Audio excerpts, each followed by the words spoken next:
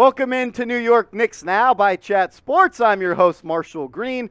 In today's show, we're going to touch on the latest Donovan Mitchell rumors. We got some on Derrick Rose. And at the end of the show, we'll touch on R.J. Barrett and where HoopsHype has him ranked as a small forward across the NBA. But first, I want to give a shout out to today's sponsor, Mint Mobile, a cell phone provider that's hooking you up with cell phone plans for as low as $15 per month that include unlimited talk, unlimited text on the nation's largest 5G network. No reason not to switch over. Do it today. Go to mintmobile.com/chatsports. Let's start today's show, though, with talking about Derrick Rose. And according to Tony Jones, who hopped on a HoopsHype podcast with Michael Scotto, he said that the Knicks want to keep Derrick Rose in a Donovan Mitchell trade. And he also said the Jazz are interested in a guy like Derrick Rose, and that makes a lot of sense because the Jazz, they want players that are on expiring deals, and that's what Derrick Rose is on. He's on a 2-year deal worth about $28 million, but there is a team option, so it is essentially an expiring deal worth up to $14 million. This was the exact quote from Tony Jones on that Scotto HoopsHype podcast. He said the Knicks don't want to unload Derrick Rose. He's long been a favorite of Tom Thibodeau. I know the Knicks want to hang on to him and Quentin Grimes. Those guys are priorities. And we've talked about it on the show the past couple of days that the Knicks want to hold on to a guy like Quentin Grimes in a trade for Donovan Mitchell. We know that for a fact that's come from multiple people, but I think this is a new report and something that is very interesting, that the Knicks are not interested in including Derrick Rose in a trade for Donovan Mitchell. And I don't really agree with this type of logic. Let's first look at some stats on Derrick Rose since he came over to the New York Knicks, and I'll kind of break down what I think about Derrick Rose not being available in a trade in a second. But let's talk about the player that he is first. He was great when he came to the Knicks in 2021. Probably one of the best deals that Leon Rose has made as the head honcho of the New York Knicks, trading a second-round pick in Dennis Smith Jr. for Derrick Rose. And Derrick Rose was the catalyst for the Knicks in 2021, down the home stretch, getting them into the playoffs, getting the 4th seed, getting a home playoff series. 15 points per game, 4 assists, 48% from the deck, 41% from three, but the injuries caught up to him this season. Just played in 26 games.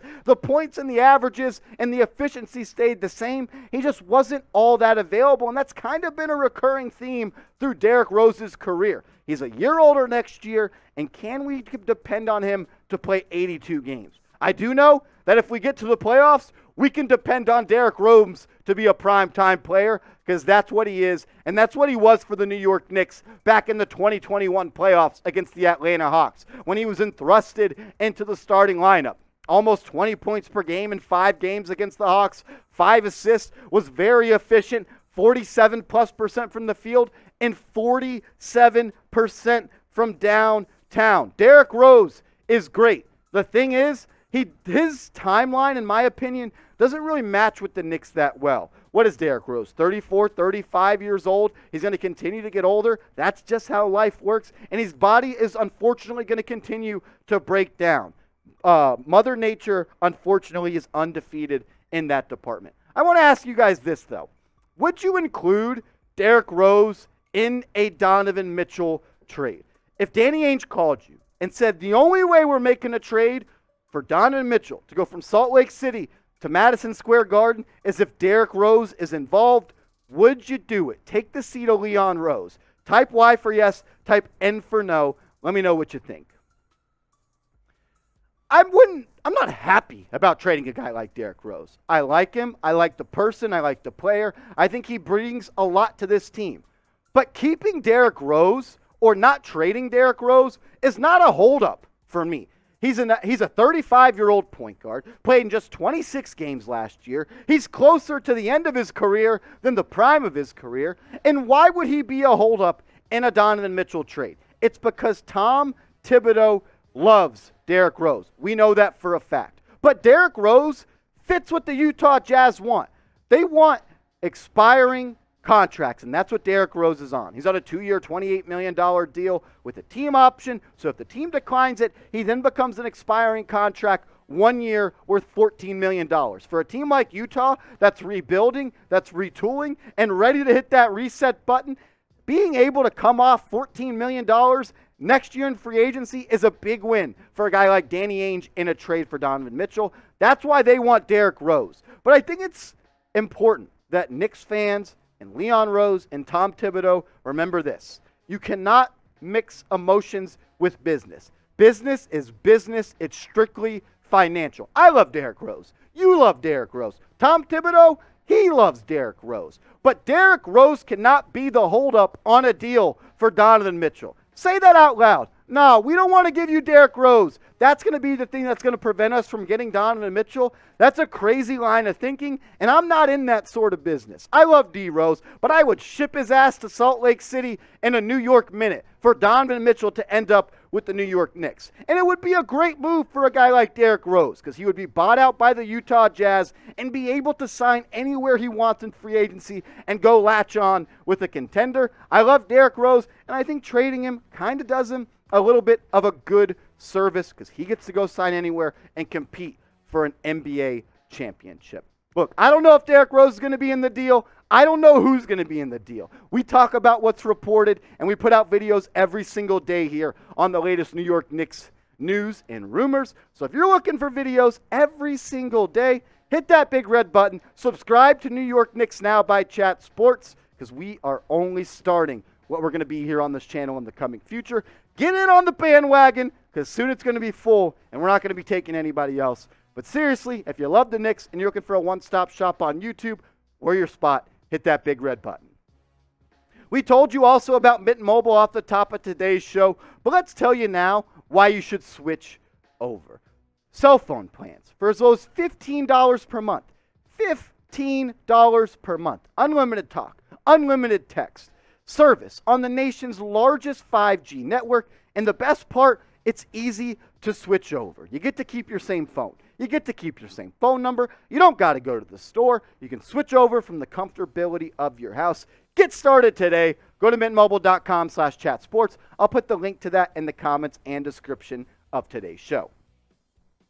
The second report that came from Tony Jones when he was on that podcast with Michael Scotto of HoopsHype, he reported that the Jazz are willing to hold on to Donovan Mitchell and build around him. And oh, that is just funny to me. But let's read what Tony said, and then we'll talk about what I think about the report. He said, the Jazz have set a price for Donovan Mitchell, and from their perspective, at this point, it's you meet the price, and they'll trade him, or if you don't, they're going to keep him going into training camp.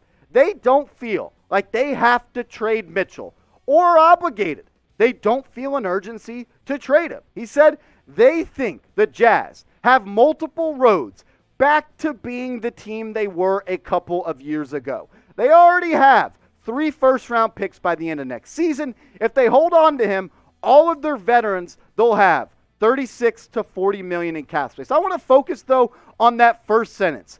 They think they have multiple roads back to being the team they were a couple of years ago if they want to build around Donovan Mitchell. And this is absolute cap. This is BS. The BS meter is ringing, woo, because that's what this report is. The Jazz building around Donovan Mitchell is bullshit. And let's talk about why.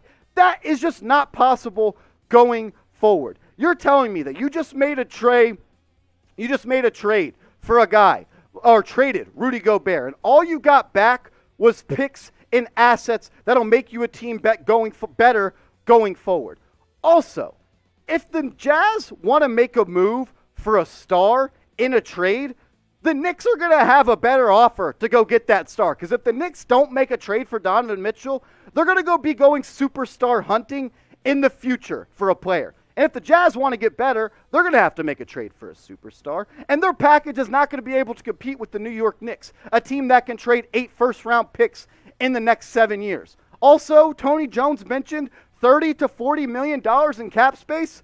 What NBA free agent is signing with the Utah Jazz in NBA free agency? And also, if you're going to build around Donovan Mitchell, remember, he has 3 years left on his contract. This year, it's done. They have punted. They're not going to make a move to compete this year. Next year is your only real year to compete because the year after that, he's on an expiring deal, and all the reports coming out of Utah are that Donovan Mitchell wants to leave in free agency in 2025. So you may tell me that you're willing to build around Donovan Mitchell, but it doesn't make any sense. There is no line of thinking or bridge for the Utah Jazz to build around Donovan Mitchell and compete in the near future because you only really have 1 year to maximize that capability of competing. 3 years left for Donovan Mitchell. This year's done. You've already punted.